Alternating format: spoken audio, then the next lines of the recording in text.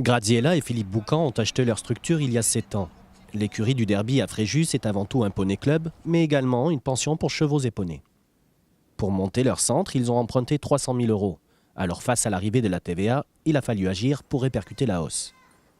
J'avais fait une augmentation l'année précédente et cette année, je ne l'ai pas faite au 1er janvier 2015 et j'ai fait le choix de prendre sur notre marge et de supprimer le poste d'un élève moniteur et de tout faire nous-mêmes, absolument tout. C'est-à-dire Philippe, moi, on se débrouille pour nourrir les chevaux. On a une apprentie et c'est le choix qu'on a fait pour ne pas répercuter l'augmentation sur les clients. On n'a plus d'élèves moniteurs comme on en avait. Voilà. Comme tous les petits entrepreneurs, c'est beaucoup d'heures pour peu d'euros. Une situation qui appelle de nombreux sacrifices. On n'est pas salarié. On est travailleur non salarié. Donc on paye un pourcentage de charge sur le bénéfice.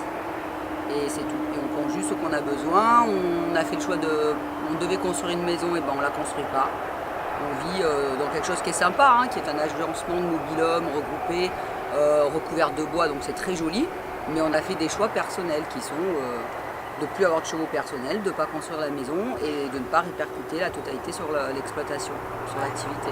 Mais la réalité d'un centre équestre, et a fortiori d'un poney club, c'est aussi la réforme des rythmes scolaires. Et là encore, patatras, à l'écurie du Derby, on souffre.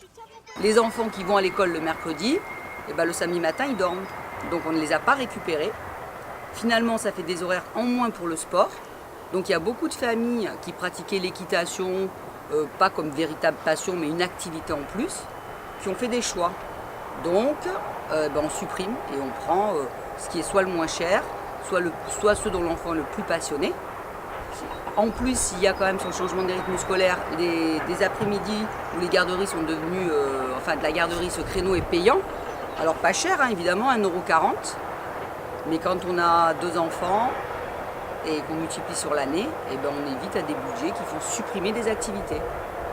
Donc oui, ça a eu une répercussion énorme et on ne le rattrape pas. Couplé à la baisse du pouvoir d'achat, l'augmentation des impôts, Graziella et Philippe vivent une véritable régression. J'ai commencé en 2006 à 0 licenciés, je suis arrivée à 140 et puis maintenant on fait machine arrière. 120, 100 et voilà, j'ai moins de gamins que l'année dernière et que l'année d'avant. Les réformes fiscales et scolaires engagées en France agissent comme une double voire triple peine. Un agenda malheureux qui entraîne un processus de paupérisation des petites structures et une baisse de la fréquentation des établissements privés.